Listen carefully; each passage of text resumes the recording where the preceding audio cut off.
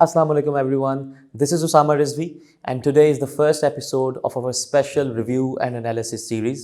आज हम foreign affairs magazine के जनवरी इशू में अपीयर होने वाले एक ऐसे का रिव्यू करेंगे।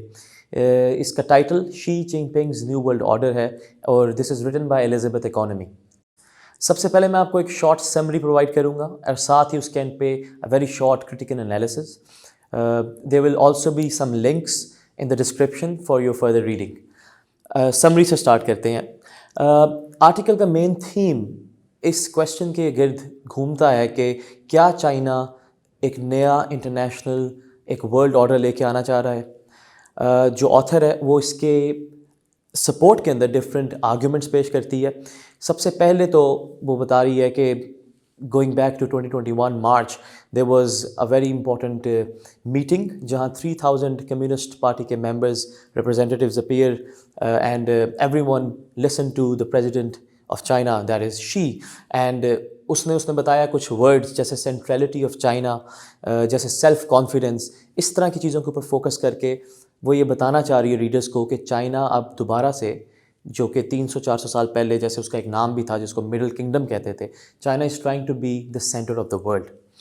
इसके लिए वो मज़ीद आगे आर्ग्यूमेंट्स पेश करती है। सबसे पहले तो ये वो मिलिट्री साइड पे जाती है, डिप्लोमेटिक साइड पे जाती है, and she is talking about how in South China Sea, जैसे कि आपको पता है जो बहुत इंपॉर्टेंट जियोपॉलिटिकल इशू है, एंड ईस्ट एशिया, उसके अंदर चाइना की हेजेमनी कैसे ग्रो कर रही है। 70 ईयर्स ओल्ड अलायंस यूएस की उधर डिफरेंट कंट्रीज़ के साथ थी, however it is being dissolve now. अब चाइना उनको रिप्लेस कर रहा है as per the article.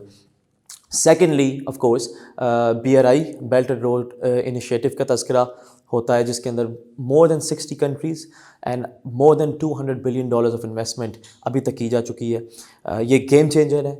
Italy being a European country, उसने भी इसके लिए साइन अप कर दिया। तो ये सब चीज़ें एक वेस्टर्न सेंट्रिक वर्ल्ड व्यू के लिए एज अ थ्रेट सामने आती हैं। इसके साथ ही ऑफ कोर्स चाइना की कुछ नेगेटिव साइड्स, नेगेटिव या ड्रॉबैक्स या फ्लॉज बताए जा रहे हैं, जिसके अंदर ह्यूमन राइट्स इशू है। हांगकांग के अंदर हमने देखा लास्ट ईयर एक बिल पास हुआ जिसके तहत अब चाइना उनकी लेजिस्लेशन को प्रॉपर्ली कंट्रोल करता है। इसी तरह सिंकियांग में होने वाले इश्यूज़ उनको ह्यूमन राइट्स के फ्रेमवर्क में ला के काफ़ी क्रिटिसाइज़ किया जाता है। मज़ीद ये कि वो जहाँ एक पॉइंट पे अपना एक अनबायस्ड ओपिनियन देने के साथ साथ वो ये बता रही है कि हालांकि चाइना ने काफ़ी ग्रो किया है, साथ साथ चाइना को चाहिए कि वो अपनी वीकनेसेस को भी एक्नॉलेज करें, जिसके अंदर अगर उन्होंने कोविड-19 से बहुत अच्छी तरह डील किया है तो जो वैक्सीन्स और PPE इक्विपमेंट्स था वो उनके नाकिस थे।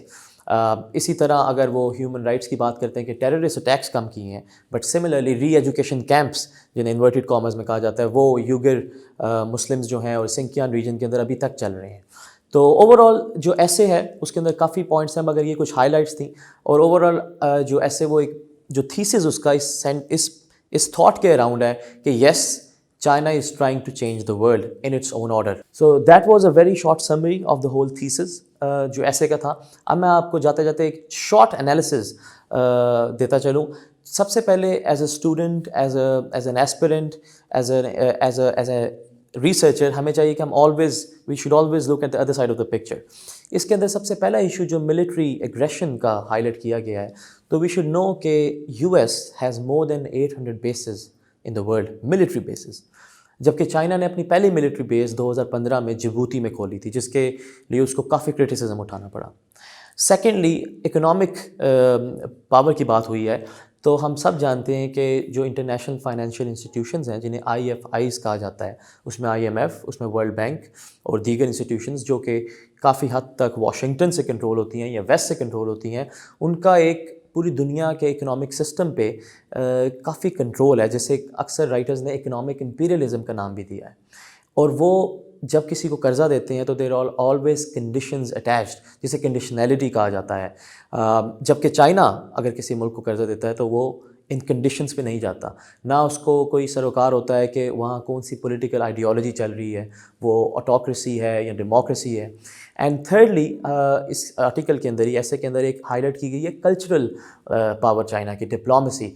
तो ये एक लंबा टॉपिक है, मगर हम आइडिया ऑफ मॉडर्निटी जिसे कहते हैं कि व्हाट इज़ मॉडर्निटी, वेस्ट कहता है कि एक ही आइडिया ऑफ मॉडर्निटी है जो खुद वो एम्ब्रेस करते हैं, and everyone should adopt that. حالانکہ ہر ریجن، ہر ملک، حالانکہ ایک ملک کے اندر ڈفرینٹ سب کلچرز ہوتے ہیں اور ہر ایک کی اپنی ہسٹری ہوتی ہے، ہر ایک اپنا آئیڈیا آف ماڈرنٹی ہوتا ہے. تو ہم لوگ یہ نہیں کہہ سکتے کہ جو ایک ویلیو سسٹم ہے، جو ایک دنیا کے ایک خطے نے اڈاپٹ کیا، وہ دوسری جگہ بھی اٹ ول ہولڈ ٹرو.